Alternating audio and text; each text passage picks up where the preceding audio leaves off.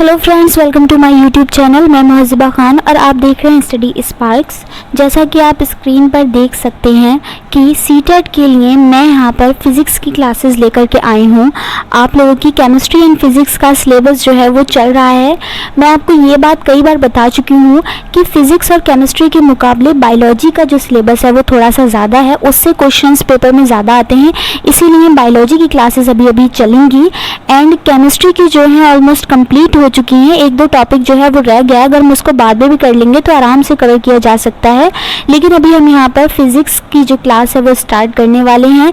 ये जो क्लास है ये आपकी एनसीईआरटी से ली गई है, यानी 6th, 7th एंड 8th की एनसीईआरटी जो है यहाँ पर जो भी 6th, 7th, 8th में चैप्टर जो हैं आपके कॉमन थे उनको मर्ज करके हम यहाँ पर यानी इकट्ठा करके पढ़ाएंगे।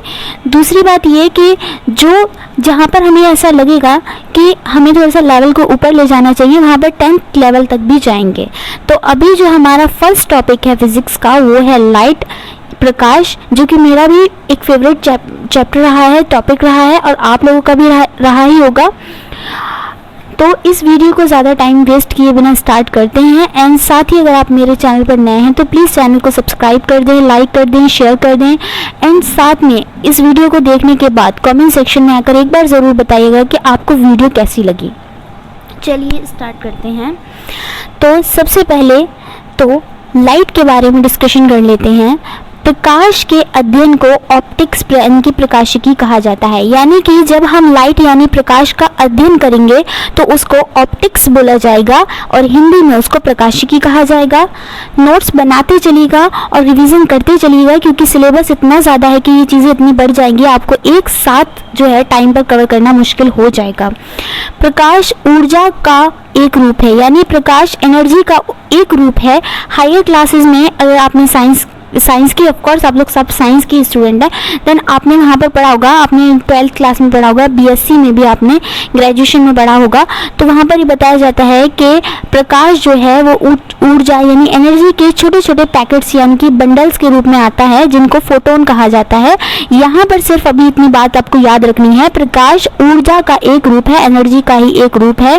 निर्वात में प्रकाश की चाल 3 × 10⁸ मीटर पर सेकंड होती है। इस बात का क्या मतलब है, सबसे पहले तो समझ लेते हैं निर्वात यानी कि वैक्यूम क्या है। तो ऐसी जगह जहाँ पर हवा भी उपस्थित ना हो, यानी कि वहाँ पर कोई भी माध्यम ना हो, कोई भी मीडियम ना हो, हवा भी ना हो, तो ऐसी जगह को निर्वात कहा जाता है। और वहाँ पर प्रकाश की चाल होती है 3 × 10⁸ मीटर पर सेकेंड, यानी एक सेकंड में 3 × 10⁸ मीटर तक जो है ये प्रकाश यानी कि लाइट ट्रेवल कर लेता है। प्रकाश सीधी रेखा में चलता है, इसे प्रकाश की सरल रेखीय गति, इसको रेक्टिलिनियर प्रोपेगेशन भी कहा जाता है, यानी कि सरल रेखीय गति। प्रकाश कैसे चलता है, सीधी रेखा में चलता है। इस तरीके से एक प्रकाश की किरणें चलती हैं, सीधी रेखा में चलती हैं, इसीलिए इसे रेक्टिलिनियर प्रोपेगेशन कहते हैं। अब सोर्सेस ऑफ लाइट यानी प्रकाश के स्रोत के बारे में जान लेते हैं, जिसमें से पहला आ जाता है आपका प्रकाशिक तंतु यानी कि ल्यूमिनस ऑब्जेक्ट। अब प्रकाशिक तंतु या ल्यूमिनस ऑब्जेक्ट क्या होते हैं, जब कोई वस्तु जो प्रकाश उत्सर्जित करती है उसे प्रकाश का सोर्स कहते हैं। ये तो सोर्स के बारे में हो गया, यानी कि प्रकाशिक तंतु भी एक्चुअली उन्हीं को बोलते हैं जिनका स्वयं का प्रकाश हो, जिनके पास ऐसा यानी कि वो सोर्स होते हैं, वो प्रकाश देते हैं, उनके वो प्रकाश उत्सर्जित करते हैं, इमिट करते हैं, वो प्रकाशिक तंतु यानी कि ल्यूमिनस ऑब्जेक्ट कहलाते हैं। यहाँ पर आप देख सकते हैं मैंने लिखा हुआ भी है कि जिनके पास अपना प्रकाश हो, जैसे कि सूर्य, मशाल आदि। ठीक है, सूरज के पास अपनी चमक होती है, अपना प्रकाश होता है सूरज के पास। अब यहाँ पर आ जाते हैं नॉन ल्यूमिनस ऑब्जेक्ट यानी अप्रकाशिक तंतु या अप्रकाशिक वस्तुएं। ये वह वस्तुएं हैं जो स्वयं प्रकाश उत्सर्जित या इमिट नहीं करती हैं, अर्थात ये तब दिखाई पड़ती हैं जब इन पर प्रकाश पड़ता है, यानी कि ऐसी वस्तुएं जिनमें स्वयं का प्रकाश नहीं है या फिर वो प्रकाश उत्सर्जित नहीं कर सकती, लेकिन जब उन पर कोई प्रकाश सोर्स के द्वारा प्रकाश डाला जाता है तो वो दिखाई पड़ती हैं, जैसे कि मून और ग्रह यानी कि प्लैनेट। आप जानते हैं कि मून यानी चांद का अपना कोई प्रकाश नहीं होता, सूरज की चमक के कारण वह चमकता है। ऐसे ही जो भी अन्य प्लैनेट हैं, अन्य ग्रह हैं, वो भी अप्रकाशिक वस्तुओं के अंतर्गत आ जाते हैं। रेज ऑफ लाइट यानी कि प्रकाश की किरण के बारे में बात कर लेते हैं। तो किसी माध्यम में प्रकाश जिस पथ पर चलता है उसे प्रकाश की किरण कहते हैं। प्रकाश जो है सीधी रेखा में चलता है, ठीक है, प्रकाश सीधी रेखा में चलता है, एनर्जी का एक रूप है। ये रही प्रकाश की किरण, यानी कि ये जो पथ है, ये वाला जो पथ है, यही प्रकाश की किरण यानी कि रे ऑफ लाइट कहलाता है। प्रकाश पुंज के बारे में या जिसको बीम ऑफ लाइट बोला जाता है उसके बारे में डिस्कशन कर लेते हैं। एक व्यवस्थित तरीके से गतिमान प्रकाश किरणों के समूह को, समूह वर्ड पर ध्यान दीजिए, प्रकाश पुंज यानी कि बीम ऑफ लाइट कहा जाता है। इसको अच्छे से समझ लीजिए कि bunch of rays of light को, प्रकाश की किरणों के समूह को बीम ऑफ लाइट कहा जाता है। बंच से क्या मतलब है, यानी कि एक पार्टिकुलर सोर्स है जो कि प्रकाशिक सोर्स है, उससे कई सारी रे निकलती हैं और यही जो किरणों का जो समूह है वो बीम ऑफ लाइट या प्रकाश पुंज कहा जाता है। यहाँ पर मैंने बनाया हुआ भी है, ये केवल एक रे ऑफ लाइट है, यानी ये केवल एक प्रकाश की किरण है और ये है बीम ऑफ पैरेलल रेज। ये हम बोल सकते हैं कि समांतर प्रकाश की किरणों का समूह है ये, तो इसको बोलेंगे बीम ऑफ पैरेलल रेज। और यहाँ पर ये एक सोर्स है जहाँ से प्रकाशिक किरणें निकल रही हैं, तो ये जो किरणों का जो समूह है, ये जो किरणों का समूह था, ये जो किरणों का समूह था, ये सब आपके प्रकाशिक पुंज का जो है, यानी कि प्रकाश किरणों की समूह है ये, और बीम ऑफ लाइट है, प्रकाश पुंज है। अब आ जाते हैं पारदर्शी वस्तुओं के बारे में, यानी कि ट्रांसपेरेंट ऑब्जेक्ट्स के बारे में थोड़ा डिस्कशन कर लेते हैं कि पारदर्शी वस्तुएं कौन सी होती हैं। तो वे वस्तुएं जो समस्त प्रकाश को अपने में से होकर के गुजरने देती हैं, पारदर्शी वस्तुएं कहलाती हैं। इस बात से क्या मतलब है, पारदर्शी यानी कि ट्रांसपेरेंट से ही आपको समझ में आ रहा होगा कि ट्रांसपेरेंट का मतलब क्या होता है, आर पार। इसीलिए जो प्रकाश की किरण जब किसी पारदर्शी वस्तु से होकर के गुजरेगी तो वो प्रकाश की किरण उसको पार करके आगे निकल जाएगी। यही प्रकाशिक वस्तुएं होती हैं, पारदर्शी वस्तुएं होती हैं, जैसे कि क्लियर एयर यानी कि स्वच्छ हवा, स्वच्छ ग्लास यानी कि क्लीन, जो आपका गिलास जो होता है उसको बोलते हैं कांच, और क्लीन वाटर यानी कि साफ पानी, कुछ प्रकार के प्लास्टिक, एंड सेलोफेन कागज़, ये भी इसके अंतर्गत आ जाते हैं। अब आ जाता है ट्रांसल्यूसेंट ऑब्जेक्ट यानी कि पारभासी वस्तुएं। तो पारभासी वस्तुएं कौन सी होती हैं, इनको भी देख लेते हैं। पारभासी वस्तुएं, कुछ वस्तुएं अपने ऊपर पड़ने वाले प्रकाश को केवल एक भाग को ही पार करने देती हैं, ऐसी वस्तुओं को पारभासी वस्तुएं कहते हैं। कहने का मतलब ये है कि जब किसी वस्तु पर, ठीक है, अभी हमें ये नहीं पता है कि वो वस्तु पारदर्शी है, पारभासी है या अपारदर्शी है, हमने उस पर प्रकाश डाला तो हमने ये देखा कि प्रकाश किरण जो है वो उसको पार करके आगे तो जा रही है, लेकिन पूरी तरीके से वापस वो पूरी तरीके से आगे नहीं जा रही है। इसका मतलब पूरी तरीके से उसको पार नहीं कर रही है। इसका मतलब क्या है कि आंशिक रूप से पार कर रही है, पार्शियली अपने अंदर से जो पारभासी वस्तु है वो उसको जाने दे रही है, वही पारभासी वस्तु है, उसी को पारभासी वस्तु कहते हैं। यानी कि वो पूरे तरीके से प्रकाश की किरणों को अपने में से गुजरने नहीं देती, बल्कि आंशिक रूप से प्रकाश की किरणों को अपने में से गुजरने देती है। जैसे कि अगर किसी पेपर पर तेल लगा हुआ है तो उसमें आप अगर लाइट डालेंगे तो आपको प्रकाश बाहर जाता हुआ तो नजर आएगा, लेकिन पूरी तरीके से नहीं। बटर पेपर इसका एग्जाम्पल है, फ्रॉस्टेड ग्लास भी इसका एग्जाम्पल है, and single sheet of paper है। अगर आप किसी कागज़ की सिंगल शीट ले लेंगे तो आप अगर उसमें टॉर्च, अपने मोबाइल फ़ोन की टॉर्च से भी आप ये करके देख सकते हैं, डालेंगे तो आपको प्रकाश कुछ मात्रा में बाहर जाता हुआ तो नज़र आएगा, लेकिन पूरा जाता हुआ नज़र नहीं आएगा। वो भी आपका पारभासी वस्तुओं के अंतर्गत ही आ गया। तो पारभासी वस्तुएं किसे कहते हैं। तीसरा आ जाता है अपारदर्शी वस्तुएं। यदि कोई वस्तु अपने ऊपर पड़ने वाले समस्त प्रकाश के मार्ग को पूरी तरह से ढक लेती है, वह अपारदर्शी वस्तु है। कहने का मतलब ये है कि ऐसी वस्तु जिस पर जब प्रकाश सोर्स के द्वारा प्रकाश किरणें डाली गई तो वो प्रकाश किरणें जो हैं उसको पार करके बिल्कुल भी आगे नहीं जा पाई, वो उससे पूरी तरह से उसने उनको रोक लिया, वो अपारदर्शी वस्तुएं हैं। हमने यहाँ पर कितने प्रकार की वस्तुएं पढ़ी? 3 प्रकार की पढ़ी। सबसे पहला था पारदर्शी वस्तुएं, दूसरा था पारभासी वस्तुएं, तीसरा था अपारदर्शी वस्तुएं।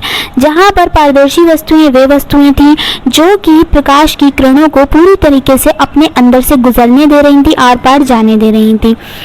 दूसरा था पारभासी वस्तुएं जो अपने अंदर से प्रकाश की किरणों को गुजरने तो दे रही थी लेकिन पूरी तरीके से नहीं गुजरने नहीं दे रही थी, अर्थात उनका मतलब ये था कि वो आंशिक गुजरने दे रही थी, आंशिक पार जाने दे रही थी, किनको? प्रकाश की किरणों को।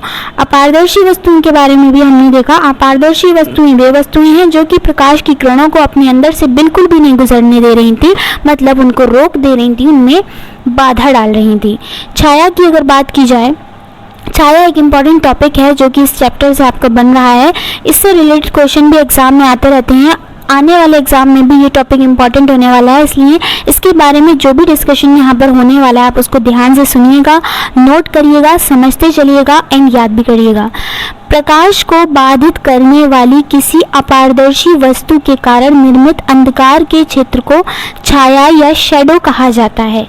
ठीक है, इसका मतलब क्या है? बाधित वर्ड है, यानी कि प्रकाश को कहीं ना कहीं बाधित तो कर रहा है। ये बाधित क्यों कर रहा है? बाधित अभी मैंने एक और चीज़ के लिए इस्तेमाल किया था, वो था अपारदर्शी वस्तु। अपारदर्शी वस्तु भी तो प्रकाश के मार्ग में बाधा ही तो था, तो यानी कि ये बाधित कर रहा है और इसके कारण एक अंधकार का जो क्षेत्र है वो बन जाता है, वही छाया कहलाता है। और वो अंधकार का क्षेत्र कहाँ बनता है? तो वो पर्दे पर बनता है, यानी कि किसी स्क्रीन पर बनता है। यानी कि छाया बनने के लिए, इसको ऐसे समझ लेते हैं, छाया बनने के लिए एक तो आपके पास सोर्स होना चाहिए, सोर्स होना चाहिए। सोर्स किसका? प्रकाश का। दूसरा आपके पास कोई ऑब्जेक्ट होनी चाहिए। ठीक है, ऑब्जेक्ट कैसी होनी चाहिए? तो अपारदर्शी होनी चाहिए। ठीक है, अपारदर्शी होनी चाहिए।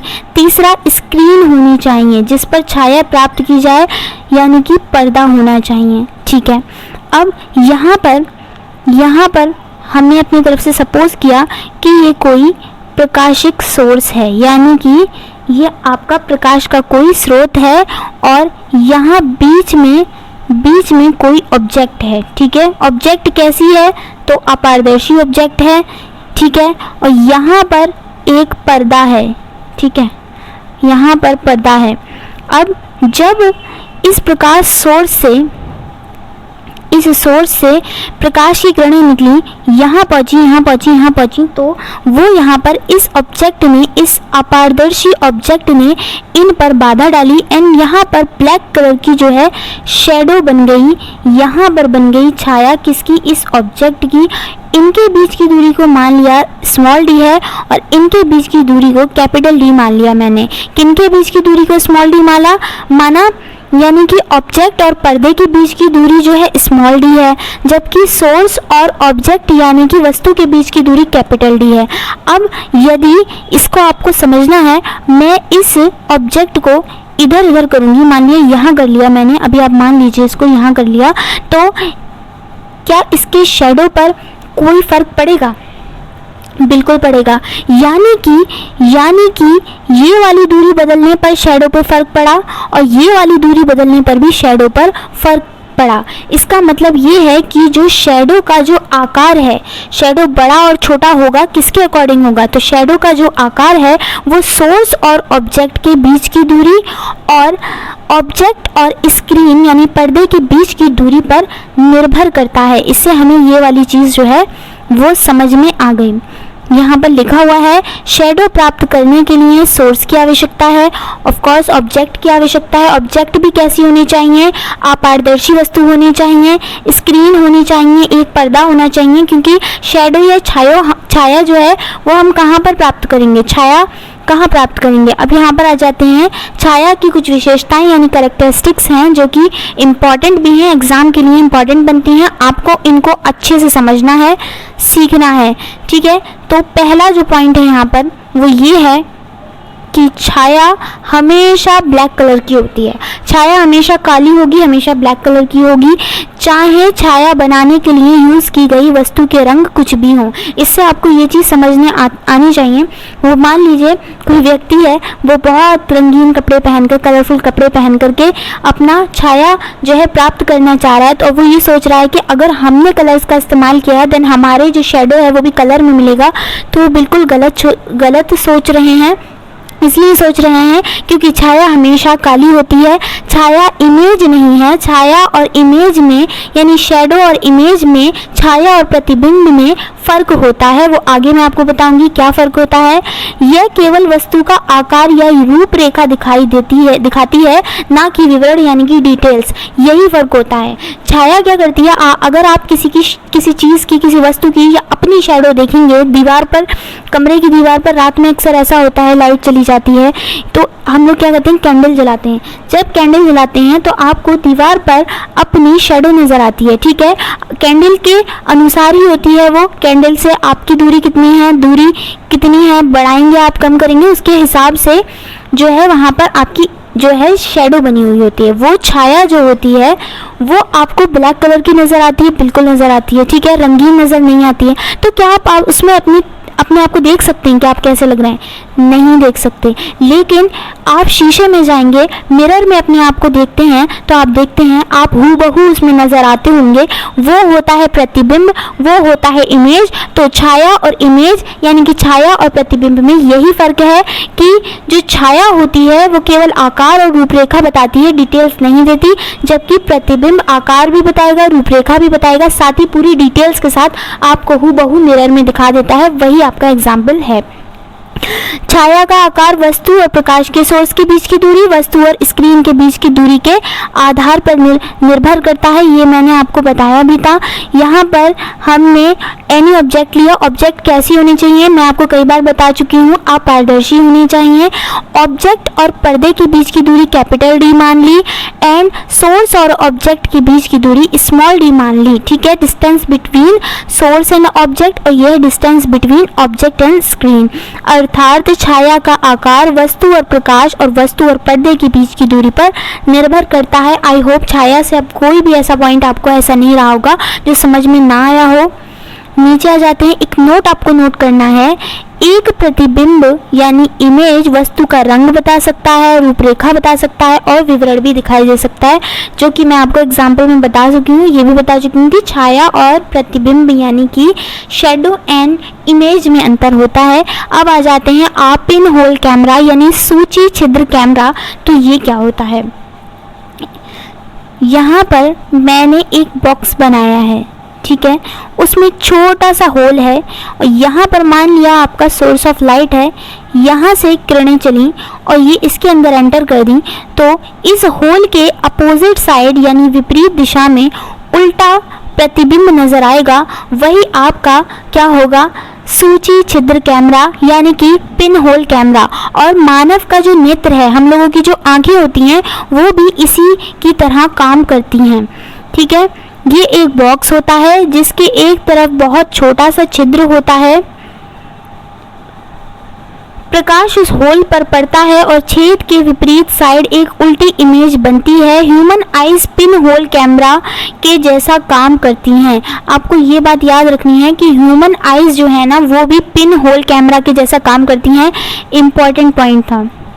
अब आ जाते हैं बहुत ही इम्पोर्टेंट टॉपिक जो रहता है प्रकाश का परावर्तन यानी कि रिफ्लेक्शन ऑफ लाइट। इसके बारे में साइंस के स्टूडेंट्स जो हैं वो जानते ही होते हैं। आइए इसके बारे में और अच्छे से डिस्कशन कर लेते हैं कि प्रकाश के किसी वस्तु से टकराकर के वापस आने की प्रक्रिया प्रकाश का परावर्तन कहलाती है। अब आपको एक बात, यहाँ पर मैंने बोला प्रकाश के किसी वस्तु से टकराकर वापस आने की प्रक्रिया प्रकाश का परावर्तन कहलाती है। तो प्रकाश कौन कौन सी वस्तुओं से टकराकर के वापस आएगा? क्या वो पारदर्शी वस्तु से टकराकर के वापस आएगा? तो आपका जवाब होगा नहीं। पारदर्शी वस्तु तो अपने में से प्रकाश को आर पार जाने देती है, वहाँ से तो टकरा करके वापस नहीं आ सकता। अब बात की जाएगी दूसरी वाली वस्तु, पारभासी वस्तु, क्या प्रकाश किरण वहाँ से टकरा करके वापस आएगी? तो आपका आंसर होगा नहीं, क्योंकि वो भी आंशिक रूप से से प्रकाश को अपने अंदर से एंटर होकर के गुजरने देती है।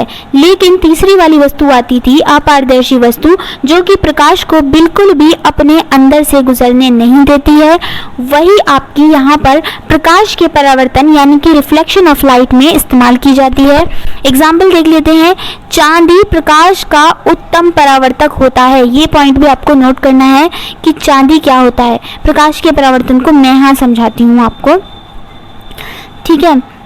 सपोज कर लिया हमने कि ये आपका है दर्पण। दर्पण ही क्यों लिया? क्योंकि भाई दर्पण पे पॉलिश की हुई होती है, वो एक ऐसी ऑब्जेक्ट है जहाँ से प्रकाश एंटर करके आर पार नहीं जा सकता, इसीलिए हमने एक अपारदर्शी वस्तु ले ली जिसको हमने बोला ये आपका दर्पण है, ठीक है। अब यहाँ पर दर्पण है तो यहाँ पर नॉर्मल भी होगा। नॉर्मल यानी कि ये होता है अभिलंब, और ये अभिलंब क्या कर रहा है? ये अभिलंब क्या कर रहा है? ये इस दर्पण से 90 डिग्री का एंगल बना रहा है। ये आप देख सकते हैं, ये 90 डिग्री का एंगल बनाया है इस अभिलंब ने। इसको आप जहन में रखिएगा, ऊपर लिखा हुआ भी है। अब यहाँ से आई एक प्रकाश किरण इस पॉइंट पर मिली, ठीक है। यहाँ आकर के टकरा करके वापस चली गई, क्योंकि उसको आर पार जाने के लिए मौका नहीं मिला। वो टकरा करके उस माध्यम में वापस चली गई। यहाँ से आई थी, यहाँ को चली गई, एरो से ऐसे दिखाया गया। ये जो आने वाली किरण है ना, इसको बोलते हैं आपतित किरण, इंग्लिश में इंसिडेंट रे। आपतित किरण आई, परावर्तित होकर गई है ना, तो हो गई परावर्तित किरण, ठीक है। परावर्तित किरण हो गई। अब इन दोनों ने क्या किया? इन्होंने आपतित किरण में अभिलंब यानी नॉर्मल के साथ एक एंगल बनाया जिसको स्मॉल आई से डिनोट किया जाता है, और परावर्तित किरण ने अभिलंब के साथ एंगल बनाया जिसको स्मॉल आर से डिनोट किया जाता है। अब ये स्मॉल आई एंड आर हैं क्या? तो स्मॉल आई को बोला क्योंकि ये आपतित किरण में बनाया है, इसीलिए इसको बोल दिया आपतन कोण, ठीक है। और ये वाला क्योंकि ये परावर्तित किरण में बनाया है, इसीलिए इसको बोल दिया परावर्तन कोण, ठीक है। इसको परावर्तन कोण बोल लिया। आई होप ये जो पूरी घटना थी और ये वाला जो पॉइंट है जहाँ पर ये किरण आकर के टकराई थी, ये आपका आपतन बिंदु है। आपतन बिंदु, क्योंकि यहीं पर तो आपतित हुई थी। आपतित का मतलब था इंसिडेंट होना, टकरा मतलब आना, एक तरीके से आप समझ ले और ज़्यादा आसान लैंग्वेज में। ये पूरी घटना थी किसी किरण का किसी ऑब्जेक्ट से टकरा करके वापस जाने की प्रक्रिया। ये आपकी रिफ्लेक्शन ऑफ लाइट थी, यानी कि प्रकाश के परावर्तन की पूरी कंप्लीट प्रक्रिया थी, जो कि यहाँ पर भी मैंने बताई हुई है। यहाँ पर दर्पण या आईने ले लिया था। ये आपका आपतन पॉइंट था जहाँ पे इंसिडेंट रे आई थी, टकराई थी, ये उसने अभिलंब के साथ आई बनाया था। यहाँ पर उसने परावर्तित होकर की किरण वापस गई, उसने अभिलंब के साथ स्मॉल आर बनाया जो कि आपका एंगल ऑफ रिफ्लेक्शन कहलाता है, यानी परावर्तन कोण कहलाता है। स्मॉल आई आपका आपतन कोण कहलाता है, यानी कि एंगल ऑफ इंसिडेंस कहलाता है। आपतित किरण को बोलते हैं इंसिडेंट रे, परावर्तित किरण को बोलते हैं रिफ्लेक्टेड रे, अभिलंब को बोलते हैं नॉर्मल। एंड यहाँ पर आपको पूरा क्लियर हो गया होगा, ठीक है। यदि आईना ना होकर यहाँ पर कोई पारदर्शी माध्यम होता तो ये रे परावर्तित ना होकर सीधी निकल जाती, बिल्कुल निकल जाती, क्योंकि पारदर्शी माध्यम तो उसको आप आर पार जाने देता। अब टाइप्स ऑफ रिफ्लेक्शन यानी कि परावर्तन के प्रकारों के बारे में जान लेते हैं। यहाँ पर 2 टाइप के परावर्तन के प्रकार हैं, उनको भी मैं बता देती हूँ। सबसे पहले एक आ जाता है रेगुलर, क्या हो गया, सबसे पहले आ जाता है रेगुलर रिफ्लेक्शन, ठीक है। रेगुलर रिफ्लेक्शन, तो रेगुलर रिफ्लेक्शन में मान लिया ये कोई दर्पण है जिस पर पॉलिश की गई है, अपारदर्शी है, उस पर एक नॉर्मल होगा, बिल्कुल होगा, अभी हमने बनाया था। ये आई किरण, ये इसको यहाँ से आई यहाँ चली गई, ठीक है। अब एक और किरण आई, वो यहाँ से आई यहाँ पर चली गई, यहाँ आई यहाँ पर चली गई। इस तरीके से सब कुछ रेगुलर तरीके से होता गया। क्यों होता गया? क्योंकि ये जो ऑब्जेक्ट हमने लिया है, ये जो सरफेस हमने लिया है, ये जो मिरर हमने लिया है, ये जो दर्पण हमने लिया है, वो स्मूथ सरफेस है, चिकना तल है, ठीक है। चिकना तल है, इसीलिए इसको बोल दिया गया रेगुलर रिफ्लेक्शन। ठीक है, इसके अलावा एक और है जिसको बोलते हैं अनियमित परावर्तन। अनियमित परावर्तन क्या है? सॉरी, उसमें स्मूथ सरफेस नहीं है, उसमें इस तरीके से रफ या खुरदुरी सरफेस है। तो यहाँ से किरण आएगी, यहाँ से किरण आएगी, कहीं भी चली जाएगी इस तरीके से। यहाँ से किरण आएगी, मान लो यहाँ चली गई, यहाँ से किरण आई, यहाँ चली गई। तो क्या ये रेगुलर है? ये रेगुलर नहीं है। यही परावर्तन के प्रकार थे, टाइप्स ऑफ रिफ्लेक्शन। नियमित परावर्तन, दूसरा था आपका डिफ्यूज रिफ्लेक्शन, या जिसको हिंदी में विसरित परावर्तन या अनियमित परावर्तन भी कहा जाता है। और यहाँ पर जो सरफेस है, जो आपने ये ऑब्जेक्ट ली थी वो स्मूथ तल लिया था, और यहाँ पर चिकना नहीं लिया था, खुरदरा लिया था, यानी कि रफ लिया था। अब आ जाते हैं लॉज ऑफ रिफ्लेक्शन, यानी कि परावर्तन के नियमों के बारे में जान लेते हैं। तो परावर्तन के नियम जो होते हैं वो दो प्रकार के होते हैं, एक होता है फर्स्ट लॉ और सेकंड लॉ होता है। ठीक है, फर्स्ट लॉ और सेकंड लॉ कौन कौन से होते हैं? सबसे पहले आ जाता है आपतित किरण, अभिलंब एवं परावर्तित किरण तीनों एक ही तल में होते हैं। पहले नियम का कहने का मतलब क्या है? आपतित किरण, ये बनाया, ये ऐसे तरीके से हमने बना लिया, ये क्या था? दर्पण था। ये आई आपतित किरण, ठीक है, ये आपतित किरण आई। दूसरा क्या बोला? अभिलंब बोला, बिल्कुल है, अभिलंब भी है। परावर्तित किरण कौन सी है? ये वाली है। इन तीनों के बारे में बात की गई फर्स्ट लॉ में कि ये तीनों एक ही तल में होने चाहिए, यानी कि अगर ये एक्स में है, एक्स एक्सिस में है तो एक्स एक्सिस में ही होने चाहिए, वाई में है तो वाई में, जेड में है तो जेड में। और यहाँ पर आप देख सकते हैं कि ये तीनों एक ही तल में आपको नजर भी आ रहे होंगे। तो ये परावर्तन के नियमों में से पहला नियम था। दूसरा नियम बहुत ही आसान और बहुत ही अच्छा है। दूसरा नियम क्या है? आपतन कोण हमेशा परावर्तन कोण के इक्वल होना चाहिए, यानी कि angle I is equal to angle R होना चाहिए। यहाँ पर छोटा सा मैंने बनाया हुआ भी है,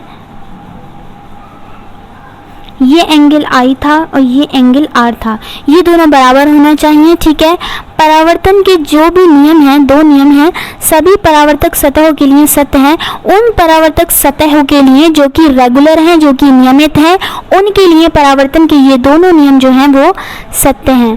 अब आज की क्लास का जो आखिरी क्वेश्चन है वो आपको करना है, वो आपका होमवर्क है, वो आपको कमेंट सेक्शन में आकर के उसका बस आंसर आपको बताना है कि उसका आंसर कितना आया। ठीक है, प्रकाश की किरण, क्वेश्चन क्या है? प्रकाश की किरण किसी समतल दर्पण की सतह से 40 डिग्री का कोण बनाती हुई आपतित होती है, परावर्तन कोण का मान बताइए। ठीक है, यहाँ पर मैंने हिंट दिया हुआ है आपको, और वो हिंट ये है कि मैंने इसको हाईलाइट करा है, क्योंकि क्वेश्चन पढ़ने से आपको, अच्छे से आप पढ़ेंगे तब आपको समझ पाएंगे आप इसको कि ये कैसे होना है।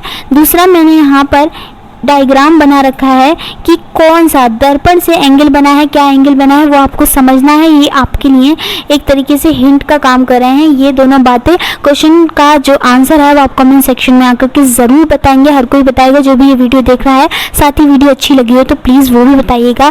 चैनल पर नए हैं तो सब्सक्राइब कीजिएगा, लाइक कीजिएगा, शेयर कीजिएगा, कमेंट कीजिएगा, एंड बेल आइकन को ज़रूर प्रेस कर लें ताकि आने वाला कोई भी नया नोटिफिकेशन आप लोगों तक पहुँच सके। मिलते हैं नेक्स्ट वीडियो में, तब तक के लिए गुड बाय।